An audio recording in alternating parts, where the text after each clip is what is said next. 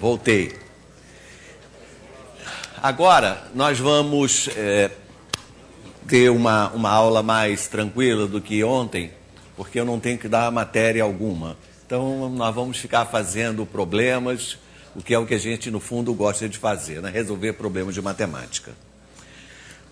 Antes, vou pedir alguns minutinhos, porque tivemos na sessão de ontem a questão do ortocentro, que as pessoas aí dos outros polos estão pedindo uma solução oficial e cada um fez de um jeito.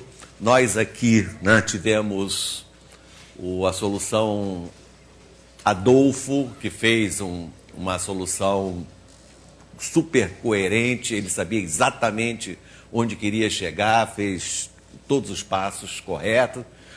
Enfim, mas como cada um tem o seu jeito de fazer, não custa, eu vou fazer uma maneira também que pode enriquecer.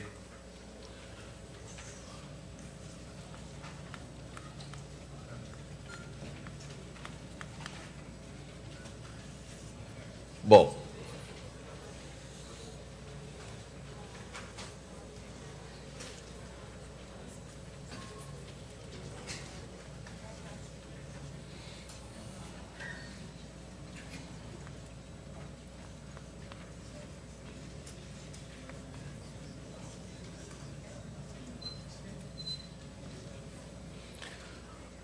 o problema é demonstrar, justificar, mostrar por que as alturas de um triângulo são concorrentes num único ponto.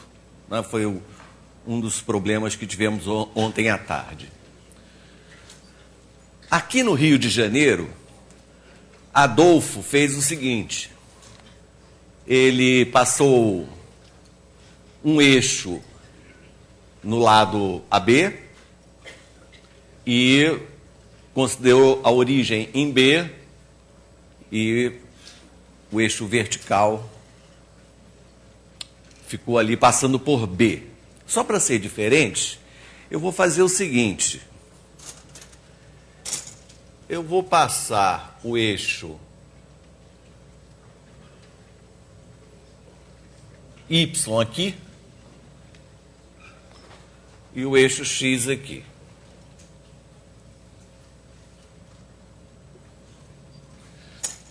Então, o recado é o mesmo, né? Quando nós vamos usar essa opção de colocar analítica para resolver um problema geométrico qualquer, nós temos essa liberdade de escolher onde vamos colocar os eixos, né? Isso é ótimo, esse poder que nós temos de fazer essa escolha, esse direito. Fazendo essa opção, o meu vértice A eu vou representar por Azinho 0. O meu vértice B eu vou representar por Bzinho 0. E C eu vou colocar 0C. Tudo bem? Uma pergunta, eu devia ter colocado menos B aqui? Claro que não. Na minha figura, esse B já será negativo. Mas, evidentemente, que isso contempla qualquer triângulo. Né? Se o meu triângulo fosse esse aqui,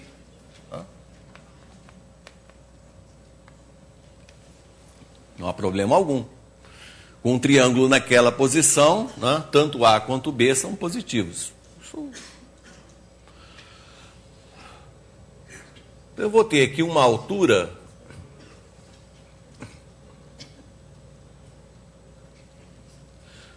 Repara que o eixo Y já é, no meu caso, uma altura, né? A altura por B vai cortar o eixo Y em H. E esse H vai ser um ponto do tipo 0Y. Eu quero provar que a terceira altura também passa por H. Então, é uma atitude comum em matemática, quando eu tenho que mostrar que três coisas passam num ponto só. Eu digo, imagine que não passem. Então, vamos imaginar que a outra altura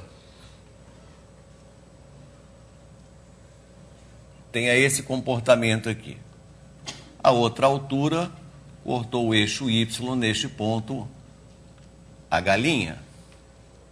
Os alunos adoram esse ponto, né? Ri, galinha, quer, não sei o quê. Tá bom. Aí, esse ponto H', naturalmente, será do tipo 0, Y'.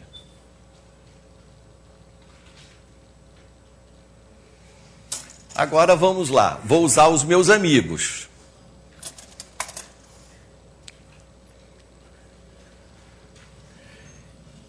Este vetor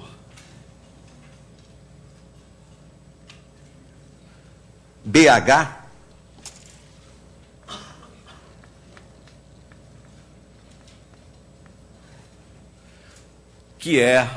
cujas coordenadas são dadas pela diferença H menos B, H, B. Então, 0 menos B, Y menos 0, Y.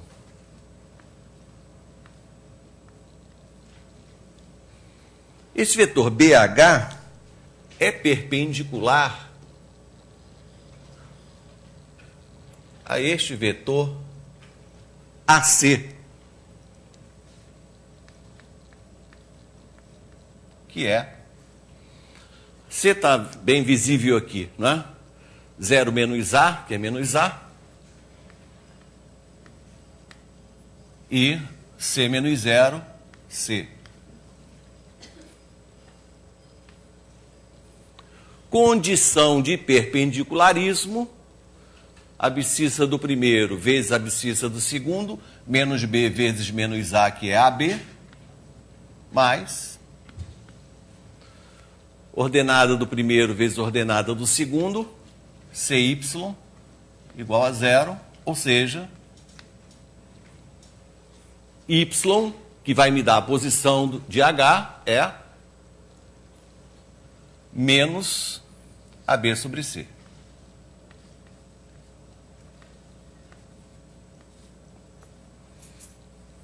Tudo bem?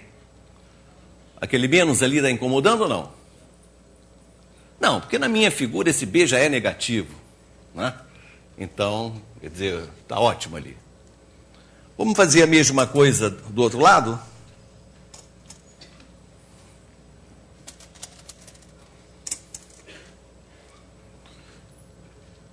O vetor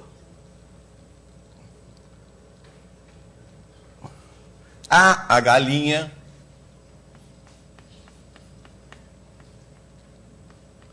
que é H' menos A, portanto, menos A, Y' menos 0, Y', é perpendicular ao vetor BC.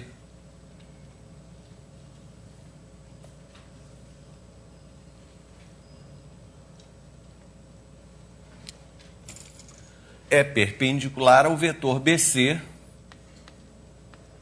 C menos B, 0 menos A,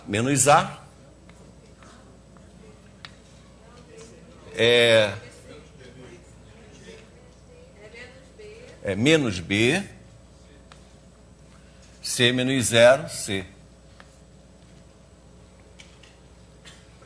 Condição de perpendicularismo, menos A que multiplica menos B, ou seja, AB, mais produto das ordenadas CY' igual a 0, o que implica Y' igual a menos AB sobre C. Qual é a conclusão? Isso. Y' é o mesmo que y, ou seja, esses dois pontos H's aqui não são diferentes, eles são o mesmo ponto. H' é igual a H. Pronto. Tá? Então essa é uma maneira das inúmeras formas que a gente tem para organizar esse raciocínio. Você tem solução equivalente usando equação da reta. Você pode, no lugar de usar vetores, usar coeficiente angular, que é uma coisa equivalente. Né? Então, ver o coeficiente angular da reta AC, determinar o coeficiente angular da reta que é perpendicular a AC, que a gente sabe fazer, equação da reta que passa pelo ponto B e tem coeficiente angular conhecido, guarda. Depois, coeficiente angular da reta BC. Coeficiente angular da reta perpendicular. Equação da reta que passa por A e tem coeficiente angular conhecido. E aí veja, simplesmente em cada uma das equações, ponha x igual a 0 e verifica quanto dá o y em cada uma delas e você vai achar exatamente esse mesmo resultado, que elas cortam o eixo y no mesmo lugar. Tá bom? Então, bem, vamos então fazer primeiro o seguinte problema. O primeiro problema leva o número 2. Sabe o que eu vou fazer com vocês? Eu vou dar um problema do Prof. Mate.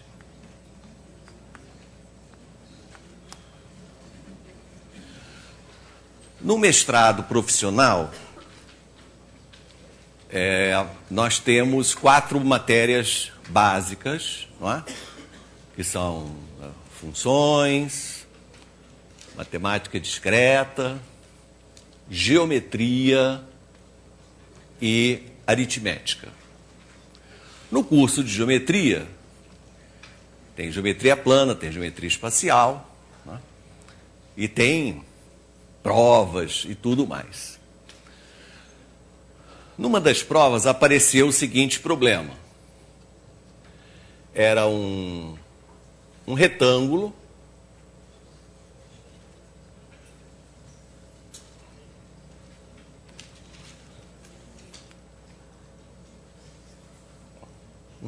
ABCD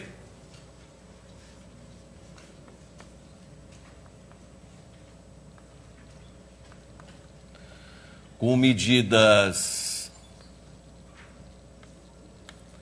2A e 2B, acho que não estava no enunciado. Eu que, na hora de fazer uma solução, botei para facilitar a minha vida.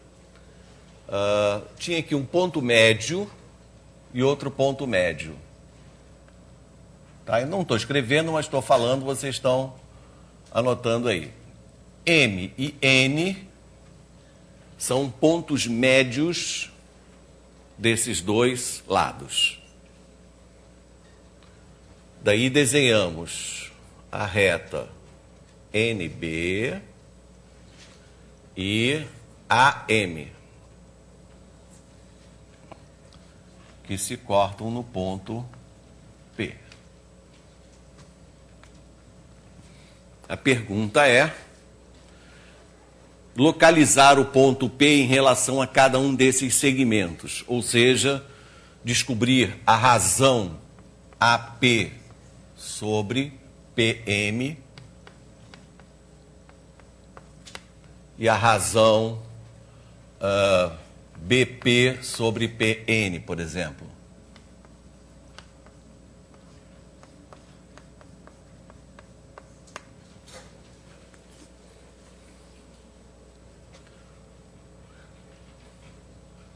É um problema realmente de geometria tradicional, geometria euclidiana, sintética, em que um ponto, que é a interseção de duas retas, ele precisa ser localizado, né? Localizar um ponto em relação a um segmento é fornecer uma razão desse tipo, né? Fornecer a razão em que ele divide esse segmento.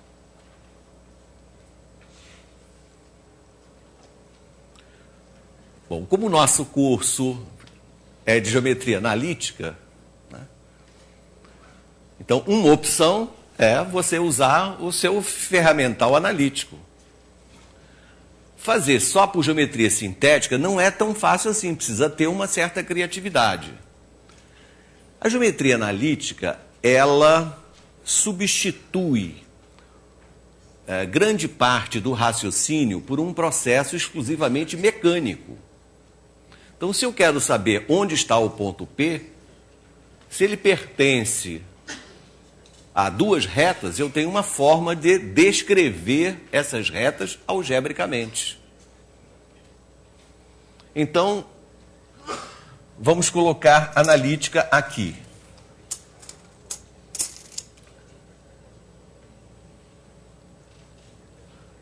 Bom, todas as pessoas normais pensariam em colocar os eixos dessa maneira, certo? Assim, o ponto B tem coordenadas 2A e 0. Esse ponto M tem coordenadas 2A e B. Agora me lembro, o 2A e o 2B não estavam no enunciado. Tá? Isso é uma outra opção de você representar um segmento pela expressão que você quiser, só para melhorar suas contas, correto? As coordenadas de N, já que ele é ponto médio, então a abscissa é A e a ordenada é 2B.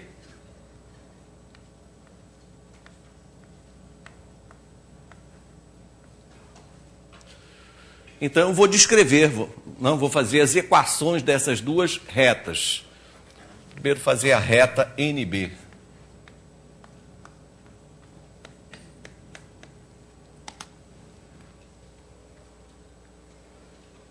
Bom,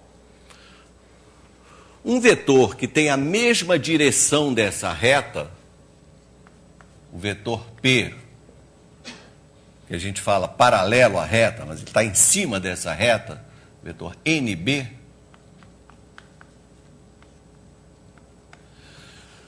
B menos N é 2A menos A, que é A, e menos 2B.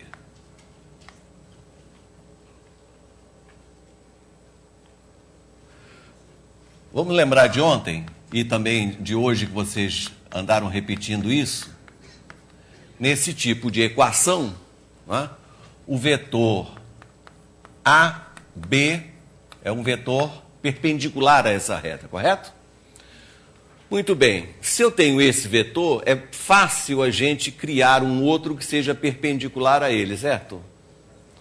Então, um vetor que é perpendicular a ele, vetor normal, é só trocar de posição as duas coordenadas e trocar o sinal de uma delas. Esses dois vetores, eles têm inclusive o mesmo módulo, mesmo tamanho, evidentemente. E por que são perpendiculares? Condição de perpendicularismo é visível aqui, né? O produto das abscissas é 2AB, e o produto das ordenadas é menos 2AB, dá 0. Ok.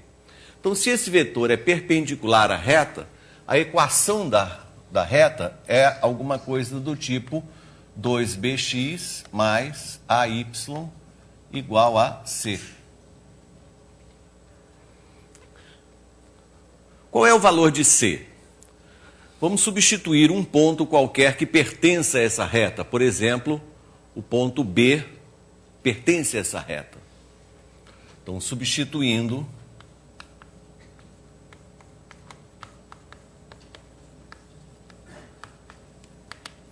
dois B vezes 2A mais A vezes 0, né, é igual a C.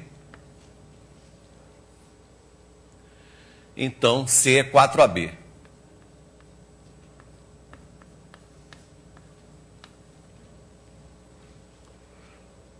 Portanto, aqui, ó, reta NB, equação dela, final, 2bx mais AY igual a 4AB. Deixa ela descansar aqui um pouquinho.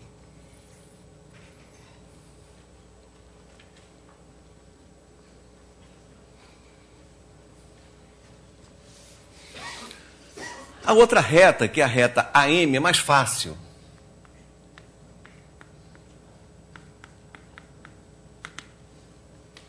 É uma reta que passa pela origem. O coeficiente angular dela também é bem visível, que é esse y dividido por esse x aqui, perfeito? 2b é b dividido por 2a, coeficiente angular dela. Se ela passa pela origem, então y é b sobre 2a x. Pronto.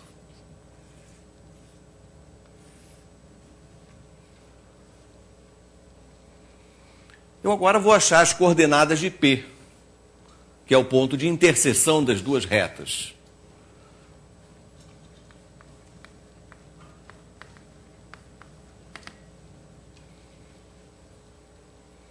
O que eu posso fazer? Ou é uma substituição imediata, né? Nessa equação, o valor de y é b sobre 2ax. Nós vamos ficar assim, ó.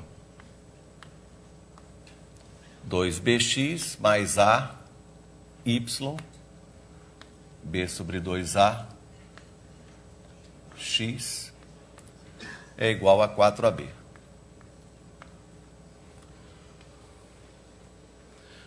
A, y é b sobre 2ax, está certo, não é?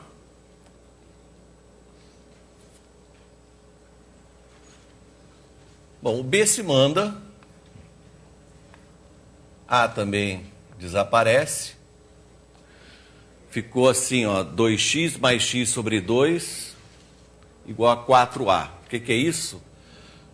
5x é igual a 8a.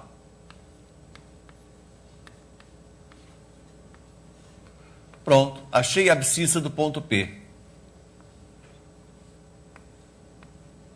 8a sobre 5.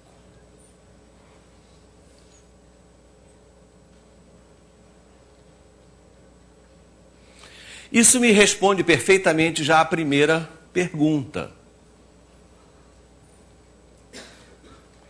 Por quê?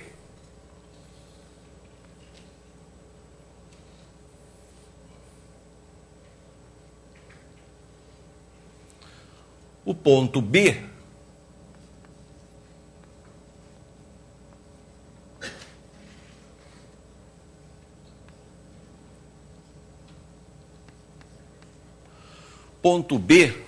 tem abscissa 2A.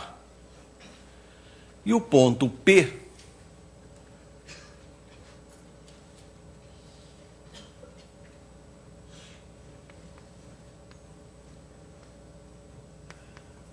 tem abscissa 8A sobre 5.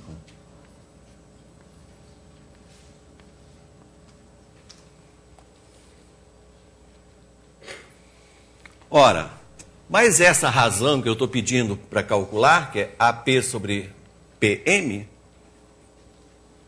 ela é visível aqui na reta de baixo, certo? É a mesma razão entre essa medida e essa. AP sobre PM, eu não preciso calcular os módulos. Teorema de Thales. É a mesma razão entre essa medida, que é 8A sobre 5, e essa outra, que é a diferença, 2A menos 8A sobre 5. Beleza? Super. Então, a primeira razão está já engatilhada aqui. AP sobre PM é 8A sobre 5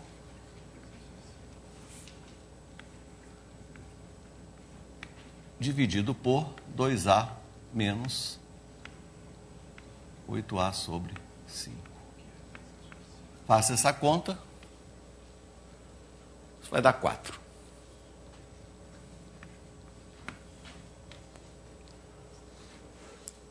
Tá vendo?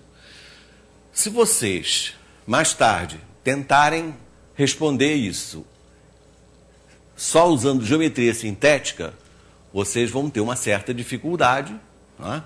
E vão perceber que precisam ser criativos para descobrir essa razão, né, sem utilizar essa ferramenta. Então, a analítica é uma coisa que tem que estar, como eu digo, tem que estar no sangue. Tem que estar diluída lá no sangue e, quando você precisar, você usa.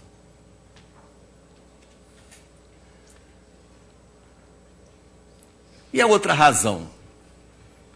A outra razão, você podia olhar nesse eixo, não?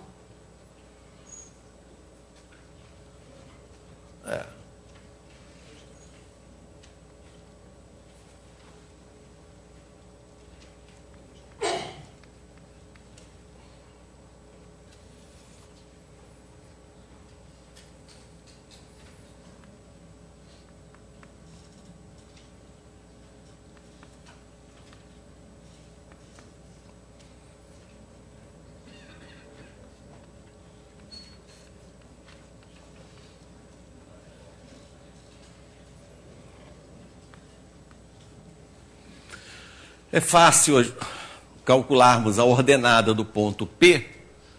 Como é que eu faço isso? Onde é que está? Aqui, né? O y correspondente ao ponto P é o b sobre 2a vezes x, que é 8a sobre 5.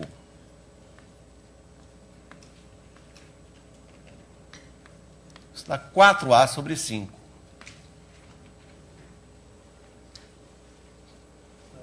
Não? 4b sobre 5. O A já foi. É, claro que é B.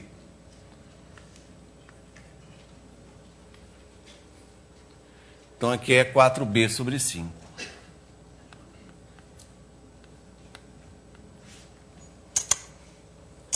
Então essa segunda razão que eu pedi aqui, BP sobre PN, BP sobre PN, tá? Razão entre esses dois segmentos, ela é visível aqui. Tá? É a mesma razão desses dois aqui. Ó.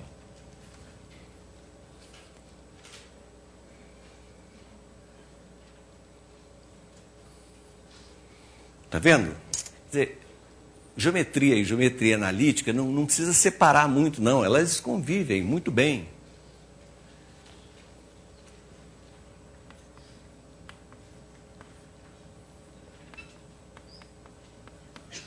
Então, é 4b sobre 5 sobre essa diferença, né? 2b menos 4b sobre 5. Quanto vai dar isso? 2/3.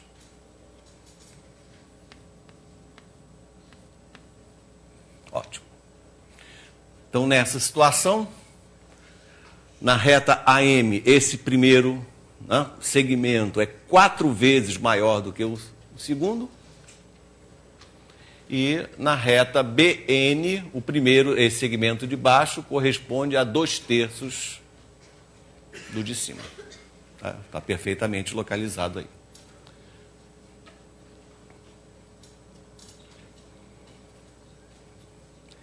Repara que no Profmat, essa matéria não era geometria analítica, era simplesmente geometria. Mas você tem esse direito de usar as ferramentas que você quiser. Você resolveu um problema de geometria usando álgebra.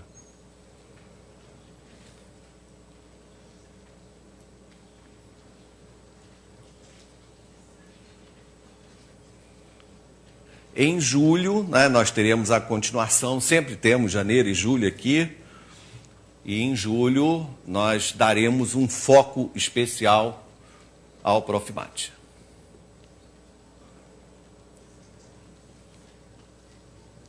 Alguma pergunta? Tudo bem? A solução geométrica nem é tão difícil, não. Alguma vertical N, semelhança e outra. Está vendo? Para quem é bom em geometria, tudo parece simples. Não, é isso mesmo, tem que usar a semelhança de uma forma, né, criativa. Há outros métodos, tá? Tem uma coisa chamada teorema de Menelaus, que quem conhece essa ferramenta também pode usar. Mas eu aqui estou falando de geometria analítica, fiz assim. Muito bem. Número 3. Agora eu vou mudar de estilo.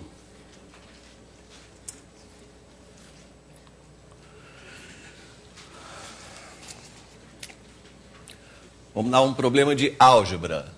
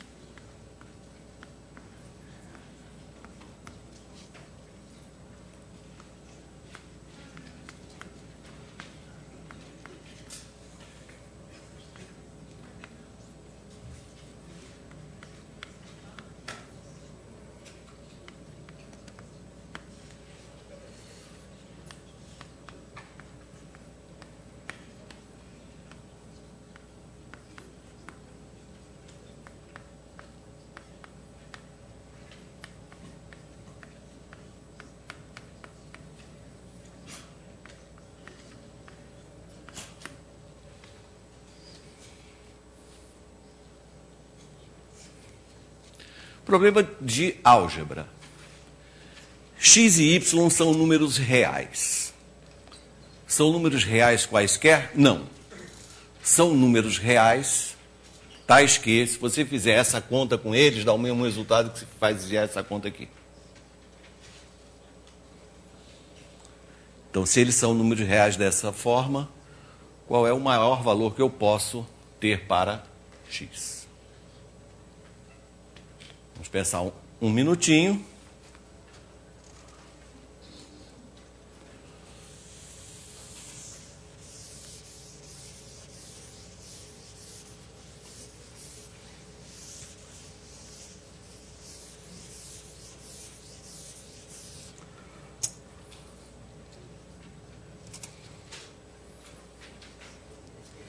Compreenderam o problema?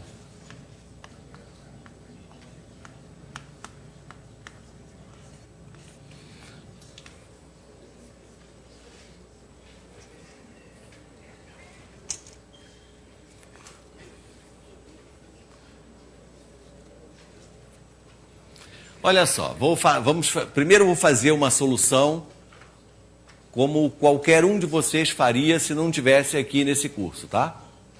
Finge que vocês não vieram para cá. Bem, é claro que é muito difícil você, a priori, você inventar dois números reais de tal maneira que isso aqui seja satisfeito. Tá? O que é que a gente faz? A gente chuta um valor para uma das letras e calcula a outra. Quando você chuta um valor para uma das letras e calcula a outra, esse negócio de calcular a outra pode dar certo ou não. Pode ser que a outra dê um número real, pode ser que não. Né? Então, por isso que essa pergunta aqui faz sentido. Se eu botar um x igual a muito grande, por exemplo, pode ser que aí eu não consiga calcular o y. Então, uma solução completamente algébrica ali, solução 1, é você remanejar aquela expressão e encarar aquilo ali como uma equação do segundo grau. Vou organizar aquilo como uma equação do segundo grau em y. Y ao quadrado menos 6y. E o resto eu vou fingir que é o termo independente. x2 menos 8x mais 16.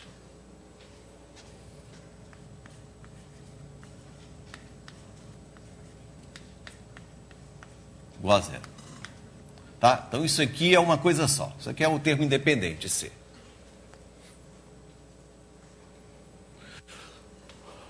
Como o y tem que ser um número real, então o que acontece com o discriminante dessa equação?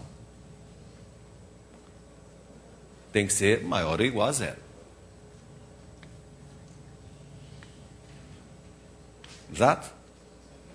X é um número real, tá bem. Mas além de x ser real, o y tem que ser também. E para o y ser real, dessa forma que eu organizei a equação quadrática, né, o discriminante tem que ser maior ou igual a zero. Portanto, discriminante, que é B2 menos 4AC, 36, menos 4, que multiplica x2 menos 8x mais 16, tem que ser maior ou igual a zero.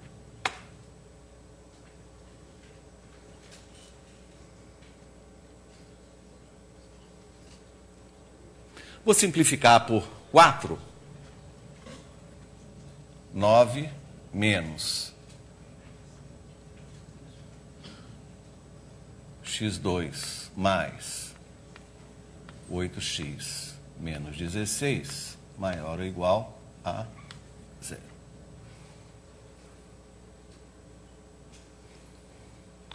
Ou ainda, x2, já multiplicando por menos 1, menos 8x, mais 7, menor ou igual a 0.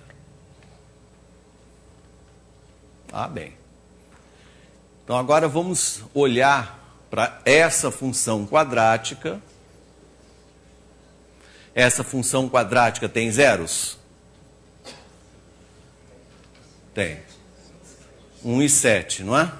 E quando é que ela é negativa?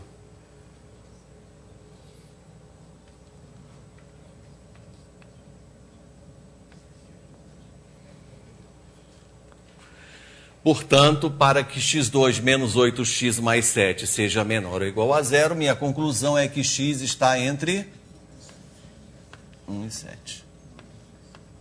A pergunta é, qual é o maior valor possível de x?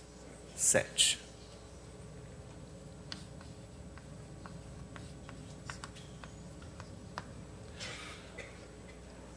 Eu garanto que essa é a solução que qualquer um de vocês faria se não estivesse aqui hoje. Mas vocês estão.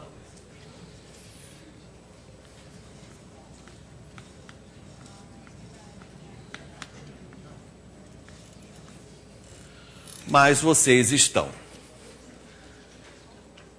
Então já tem uma outra visão, que é fazer aquela ponte entre a álgebra e a geometria. É claro que o conjunto de todos os pontos, né, pares ordenados, que satisfazem isso aqui, deve ter alguma forma, deve ter um desenho. Tá? Essa equação deve ter um desenho. Vamos organizar essa equação agora da seguinte forma. x2 menos 8x mais 16 mais y2 mais 6y, não, menos 6y igual a 0. y2 igual a 0.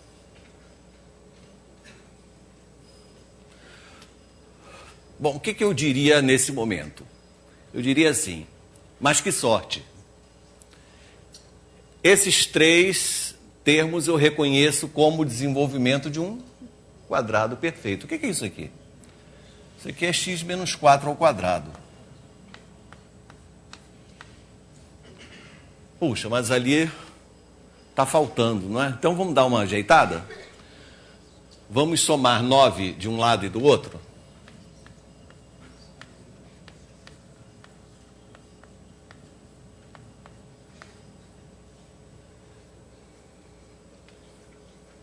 Agora eu interferi na minha equação e passo a escrevê-la assim.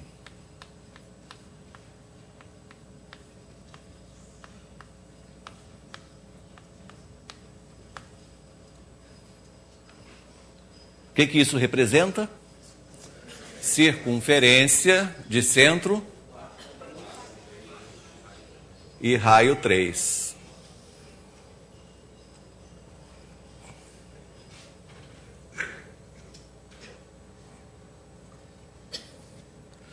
Centro 4, 3 e raio 3. Oh, isso aqui é uma circunferência tangente ao eixo X, verdade?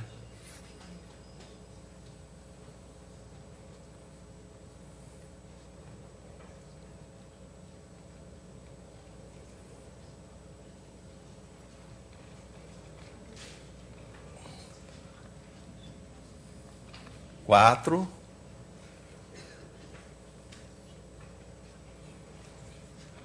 3. Então, você olhando, né, o problema de um ponto de vista geométrico, você percebe que você não pode ficar escolhendo ao acaso, né, valores quaisquer para x e y. Está bem visível aqui que os valores de x que tornam y real estão neste intervalo.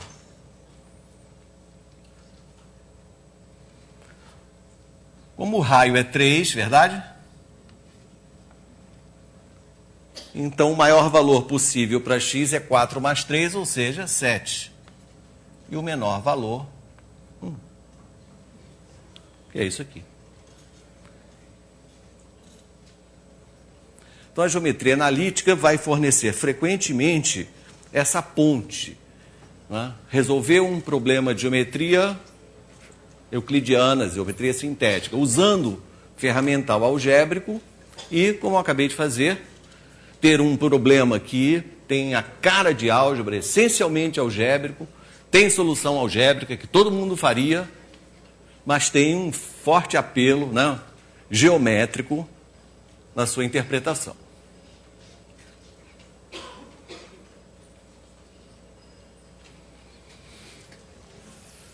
A nossa aula tem o título de Aplicações da Geometria Analítica, está cumprindo a sua missão.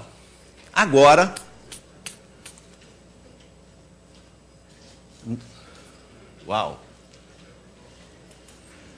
agora nós vamos fazer um problema curioso. Cadê o... Eu vou apresentar para vocês essa figura, que é um quebra-cabeças. Eu tenho aqui ele já, para vocês não ficarem com o pescoço torto,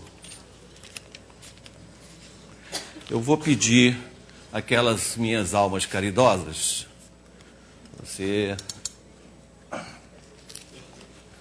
Isso. Faz um favorzinho aqui para mim. Aqui. E... Dá uma distribuída. Ah, na projeção... A projeção não está tão visível assim. Só se a gente apagar um pouco aqui essa luz. O que nós vemos ali?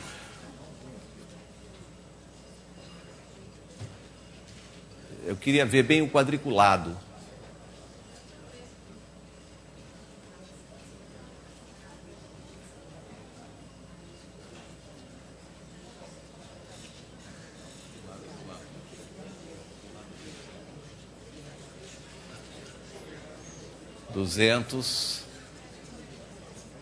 Ah, tá ótimo. Agora sim.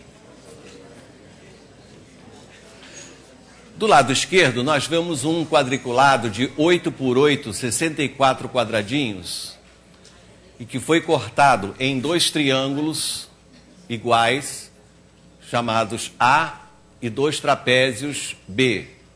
E eles foram reorganizados na segunda figura. Só que agora a segunda figura é um retângulo de 13 por 5. Portanto, corresponde, aquela segunda figura cobre 65 quadradinhos. Como pode isso?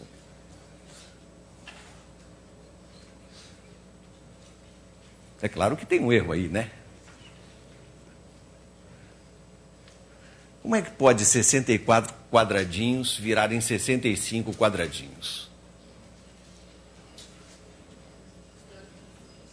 Vamos conferir as medidas de A numa figura e na outra, né? A é um triângulo retângulo de 8 por 3. 8 por 3.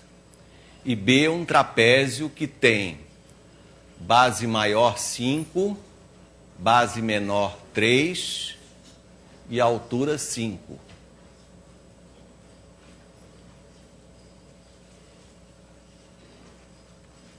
E aí?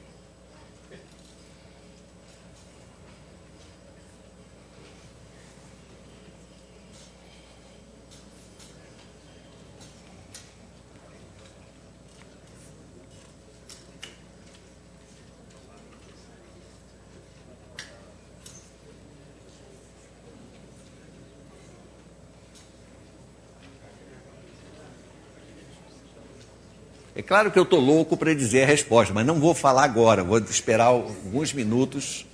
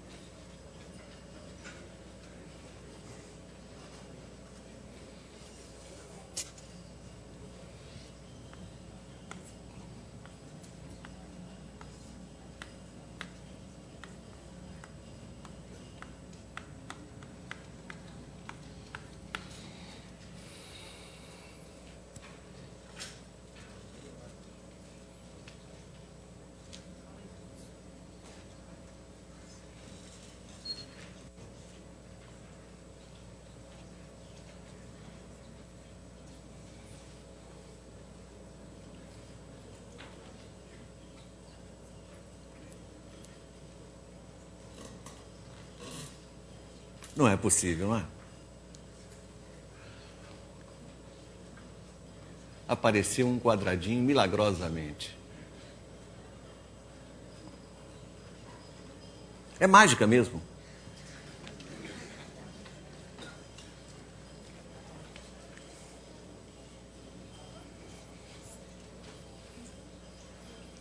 Alguém quer dar um chute?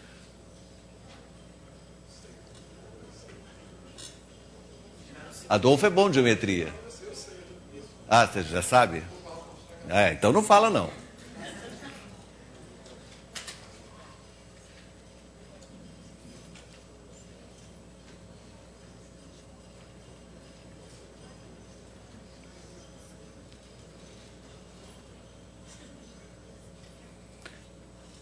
Bom, nós estamos... Nossa aula é de quê mesmo?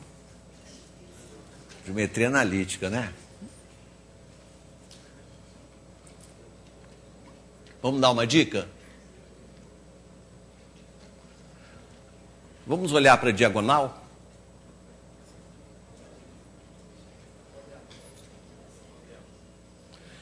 Então vocês vão fazer o seguinte. Imaginem um sistema de coordenadas com o canto inferior esquerdo, origem, tá? Origem aqui. Esse ponto que eu estou assinalando, quem é? É o ponto 5, 2, não é isso? 5, 2. Então, o vetor que vai da origem até aqui... Ah, sim. É o vetor 5, 2.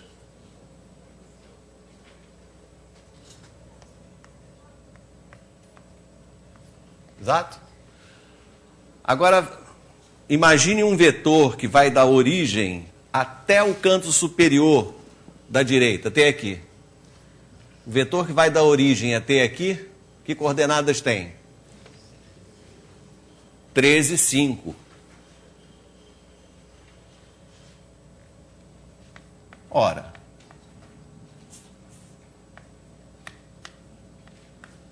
(13, 5) é múltiplo de 5, 2?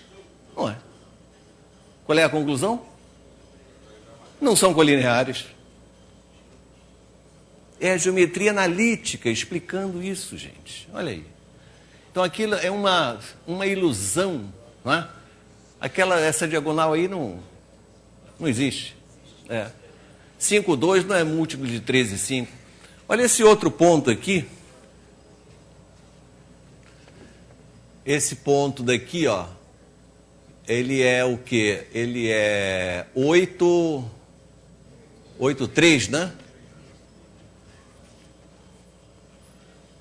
Então, a partir da origem,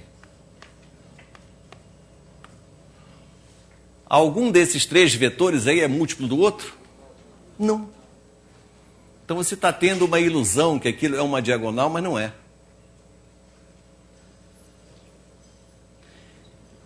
Tá certo. Aquilo não é aqueles pontos não são colineares.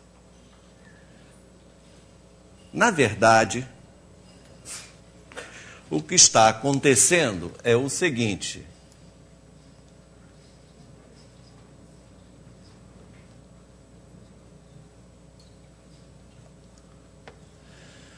agora eu desenhei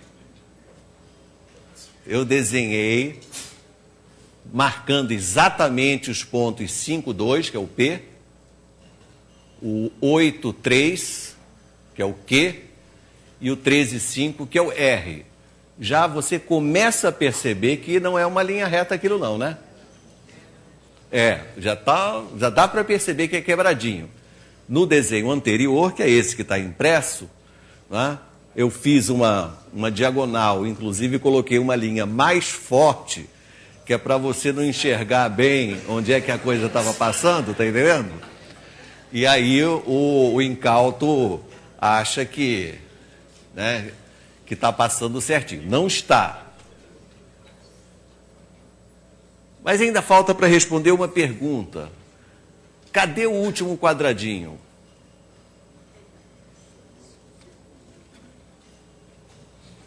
Cadê o último quadradinho? Alô, alô?